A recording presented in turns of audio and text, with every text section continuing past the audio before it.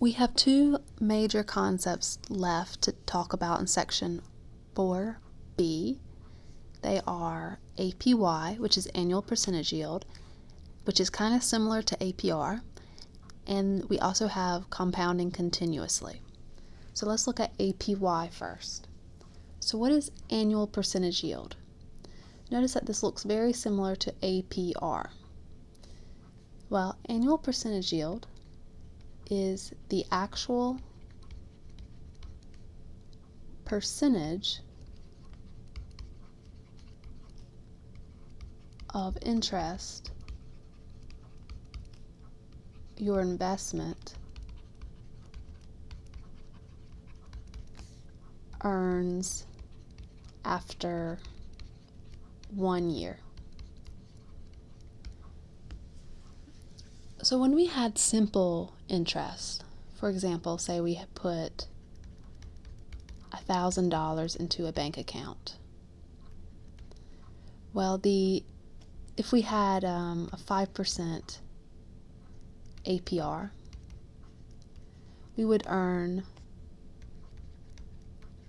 $50. Now you can do the math, but you'll see that you'll earn $50. So at the end of the year, you'll have $1,050 in your account. I only put in $50. I didn't put anything extra, exactly $50. So if I compare this amount to my original amount by finding the relative change, so relative change is going to be your APY.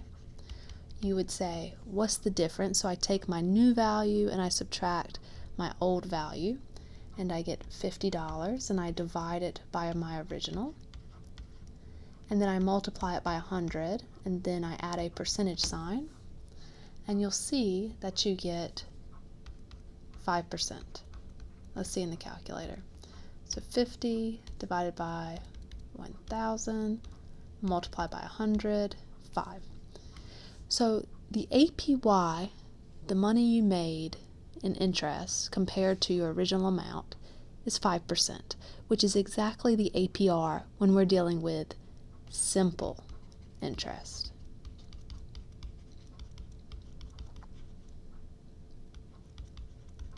Now, when we have compound interest,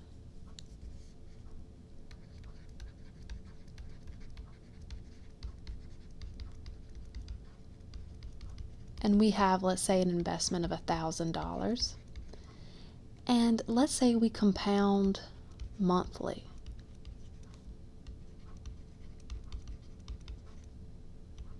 By 5%, that is our APR. So what we're going to do is we're going to take this 5%, so 0.05, and we divide it by 12. So if I take 0.05 and divide it by 12, I get this really long decimal, 0.00, let's say 417. And what's going to happen is every month they're going to take that $1,000, well, at least let's start with the first month. They take the $1,000, they multiply it by 1.00417. The one means that we keep the $1,000 in there, and then we're going to add this interest. So if we do that, so let's say 1,000 times 1.00, I think it was 417,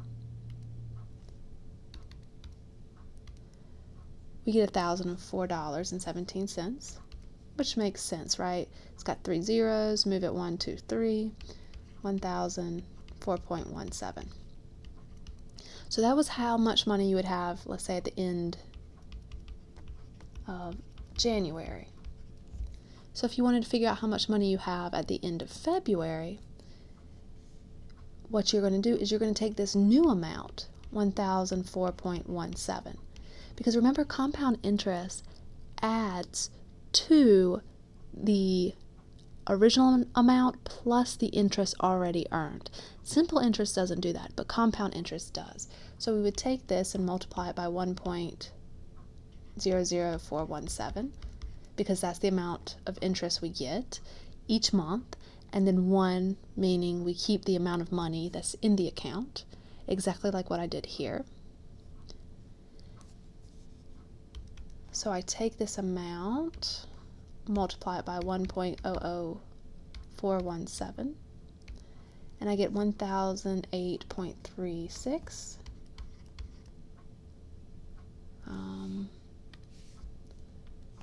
I think it was 38.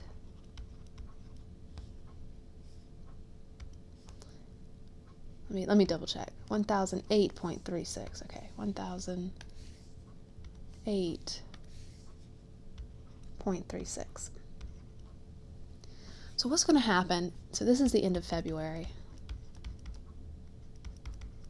You're going to keep doing this each month. And the thing is, if we were only doing this to the original investment, at the end of the year, if we did it for 1 year, we would get the APR, which is 5%. But the fact that we're doing it each month and we're adding interest each month and we're putting interest on that interest, the APY, the actual amount of interest you're going to earn, is going to be higher than the 5% APR. So let's do one example. Find the APY to the nearest 0.01%, and here is the problem. You have a bank offers an APR of 3.2% compounded monthly. So something I want to tell you is if you see the word compounded with the amount of time, that tells you you're using the compound interest formula, which is A is equal to P1 plus R over N, NT. Okay? So we have a principal, we have a rate, we have a number of times for compounding, and we have a length of time. Okay, the principal, we're going to make up a principal, because the thing is, it doesn't really matter what your principal is. This will work for any principal. So let's make something up. Let's say $10,000. So let's say you put in $10,000 into your bank account. Your APR is 3.2%, which is 0.032. Your N is the number of times you compound, which is going to be 12. And when we find the annual percentage yield, if we look back at the definition, annual percentage yield is the amount you earn after 1 year. So when you're trying to find the annual percentage yield, you're always going to let T be 1. Okay, so let's figure out how much money we make after 1 year with the APR being 3.2%, and we compound it monthly.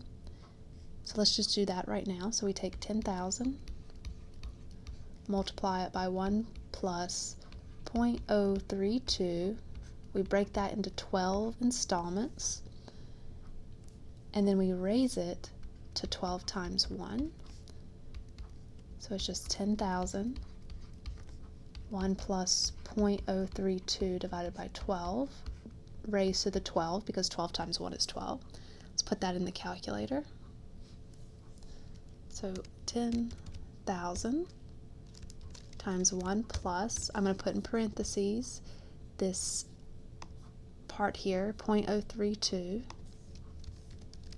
divided by 12, and I'm going to raise this to the 12. Let's compare it to what I have, just so we make sure we don't make a mistake.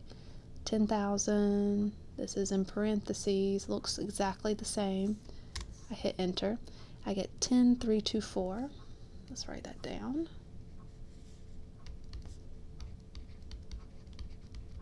$10,324.74. I rounded to the nearest hundred for cents. Okay, so this is how much money would be in the account after 1 year. Now, I haven't found the annual percentage yield yet. I just found how much would be in the account.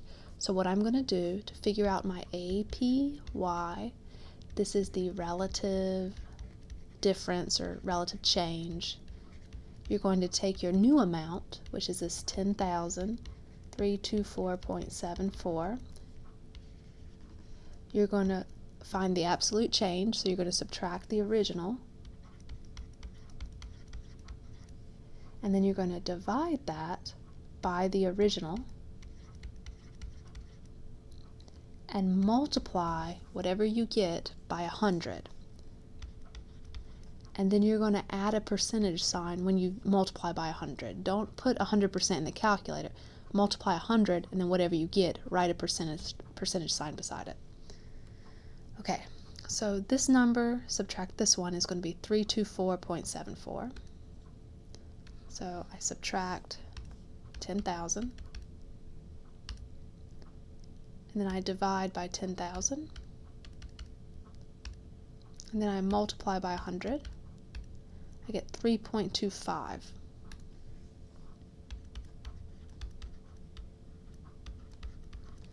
Just look again. 3.2, round to the nearest hundredth. That becomes a 5. Okay. So remember that the APR right here says in the problem was 3.2%. The APY, the actual percentage of interest you earn, is 3.25%. Now, if you only compound annually, your APR will equal the APY because you're only going to get interest one time. But if you compound more than once a year, you're going to add interest on top of interest that's already been in the account each month, so your APY is going to be higher than your APR. Let's do one more problem. Let's find the APY if a bank offers an APR of 2.25% compounded quarterly. Okay, we see the word compounded, so this tells us we need to use this formula. We need to write all our important information. Principal, they don't give us a principal here, so we can make one up because this is going to work for any principal. I choose something easy to work with. You can choose whatever you want. You're going to get the same answer. R is 2.25%, which is 0.0225. N, compounded quarterly. There's 4 quarters in a dollar, so 4 quarters in a year. And T, because we're trying to find the annual percentage yield, T is going to be 1. Put it into our formula. A is 10,000. 1 plus 0.0225 divided by 4 raised to the 4 times 1. Let's put that in the calculator.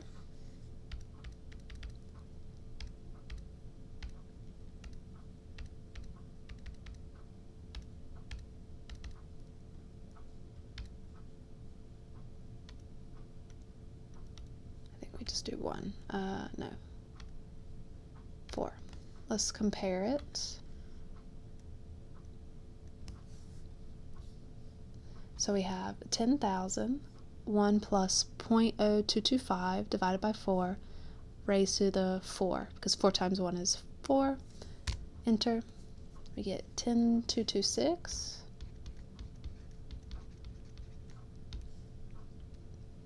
$9.1.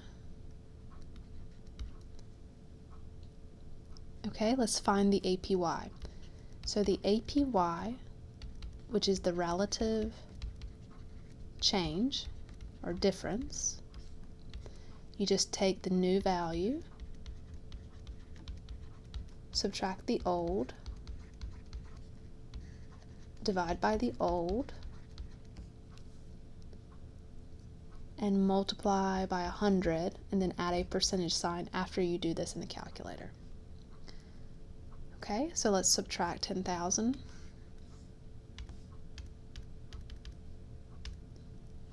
Divide by 10,000. And then multiply by 100. 2.27.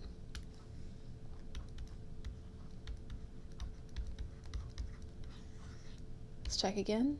2.2, this rounds up, 7. And that is our answer. So compare it to 2.25, our original APR. It only went up a little bit. Let's look at the other one.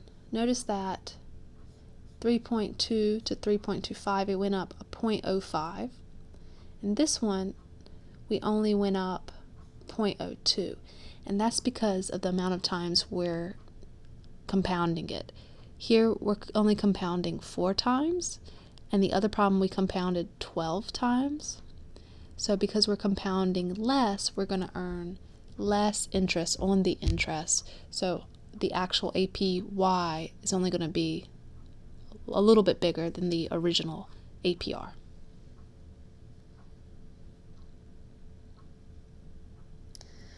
All right, we're going to move on to our last concept in this section, which is continuous compounding.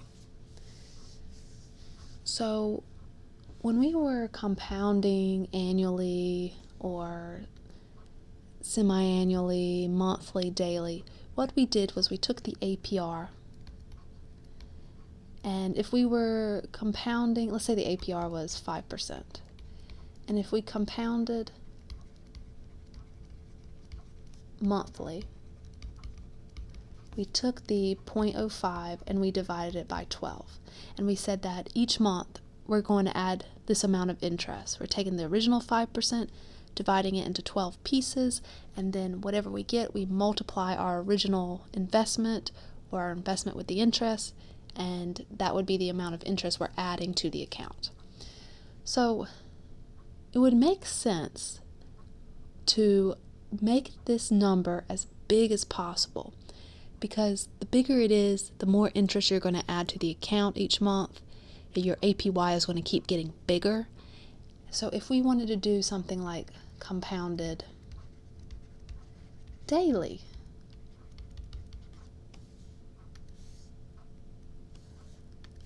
then we would take this 0.05 and divide by 365. We have more installments if we're going to get more interest. But this number is going to be really small. Well, continuous compounding is when we compound every second. Every second that's in the money's in the account, you're earning interest. So you're taking whatever your APR is and you're dividing it. You can think of this as dividing it by the second. Every second your money is in the account, you're earning interest. So notice that when we divide by a big number on the bottom, this is going to be really small. So whatever the APR is, if you compound it like every second, every millisecond, every second that the money's in there, you're only going to be multiplying by a very small amount, but the APY is going to be bigger. It's not going to be a lot bigger than the original amount, but it's going to be bigger than any other APY we've seen.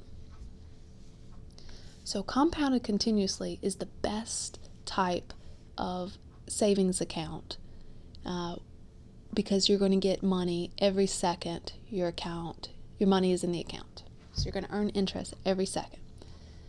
So let's write this. We are earning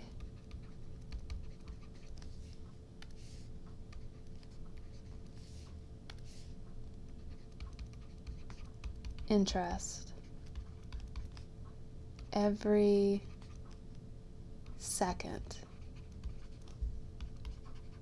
the investment is in the account. And we're adding interest to interest. So it's like the compounded formula where we were adding not only interest to the investment but also to the interest that's in the account. Is similar because we're compounding here. Let's look at the formula. This has a new formula, and I think this formula is actually easier. A is PERT. So this is our compounded continuously formula.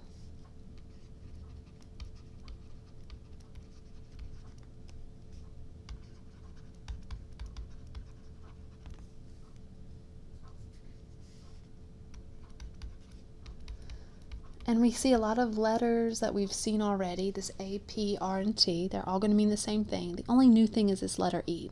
And this letter E doesn't stand for a word. It's actually a number.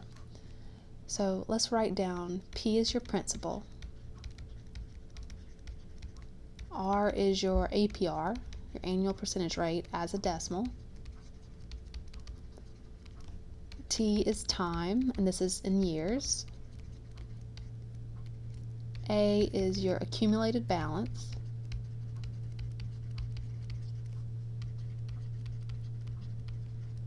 And E is a number on the calculator. I'm going to show you that number in just a second. Okay, let's look. You see I have this little letter E on my calculator. If you have a scientific calculator, you'll have it too. Let's press it.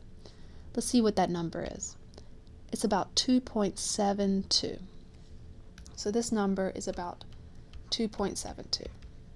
Okay. We will never put 2.72 right here and raise it to R or T. You know, when you round things, you get rounded answers in the end. And if you play with people's money, if you're an investor, or you put somebody's money into an account and you start rounding, and you get the wrong answer, it's off by $1 or $2 or something, the people who are giving you money will be mad. They want to get all the money that they're supposed to get. So we will never round. We're never going to put 2.72 here. We're actually going to use this letter in the calculator. All right, let's do some examples. That's the best way to learn how to use this formula. This problem says, use the formula for continuous compounding to compute the balance in the following account after 1, 5, and 20 years. Also, find the APY in the account. We have a lot of stuff to do. We have a $2,000 deposit in an account with an APR of 3.1%. Okay, let's break this up. First off, when you see a problem, you're going to look for keywords. Here, I know what I need to use, but if I just gave you this on the test, you have to know which formula to use. If you see the word continuous or continuously in your problem, you're using this formula. A is equal to PERT. If you see something like compounded monthly, compounded annually, you're using that other formula. A is P, 1 plus R over N to the NT.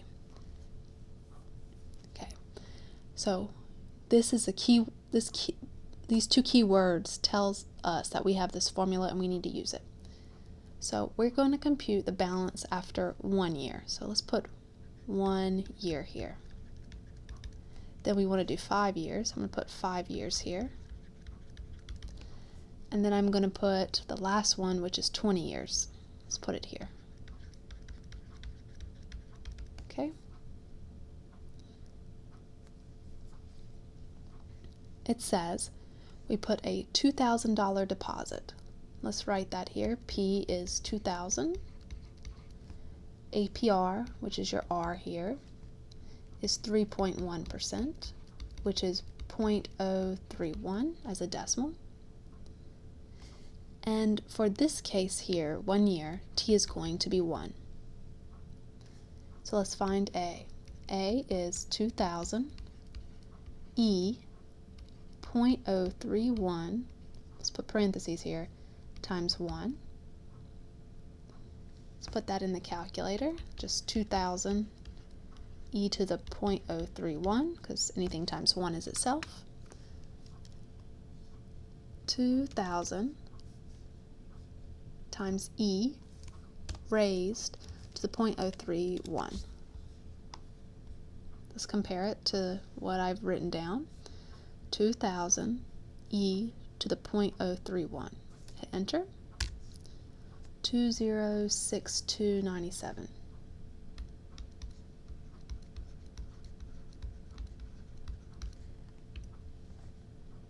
Okay, so after 1 year, if we compound continuously with $2,000 in the account With this APR, we're going to have $2,062.97.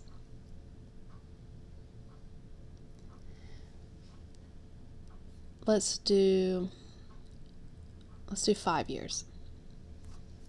So if we work with 5 years, the P, the R, they're going to stay the same, but T is going to change to 5. So A is PERT. A is going to be 2,000. That's the amount we put in the account, raised to the 0.031 times 5. Put this in parentheses. Now we're going to put it in the calculator. 2,000 E raised to the 0.031 times 5. Now, it's really important that you put parentheses here when you raise e to this power, okay? Don't forget those parentheses. Let's make sure we wrote the correct thing. 2,000, 0.031 times 5, hit enter. 2335.32.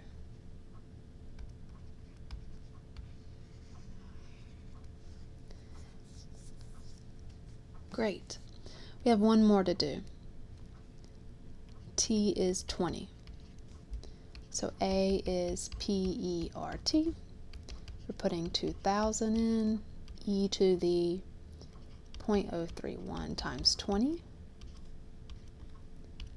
Let's put that in. 2,000, E raised to parentheses 0.031 times 20.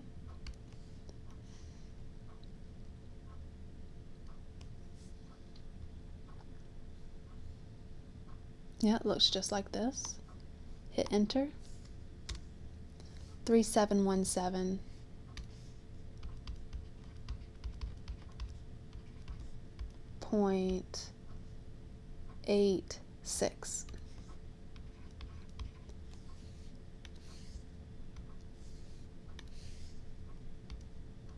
Okay, and that's the last one. So we did 1, 5, and 20 years. So you can see after 20 years, our $2,000 only goes up $1,700. It's not that great. And that's because our APR is really low and we only put a $2,000 deposit in. If we put a lot more money in there, we would see a bigger growth.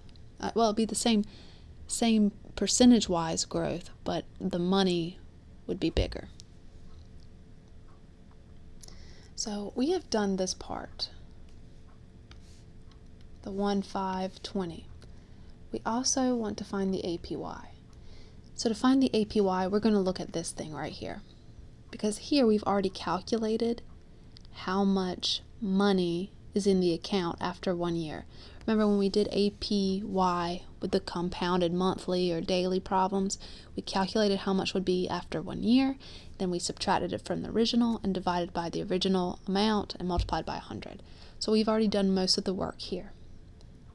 So our APY is this amount, the new amount, subtract the original. Well, the original deposit was $2,000. Divide by $2,000.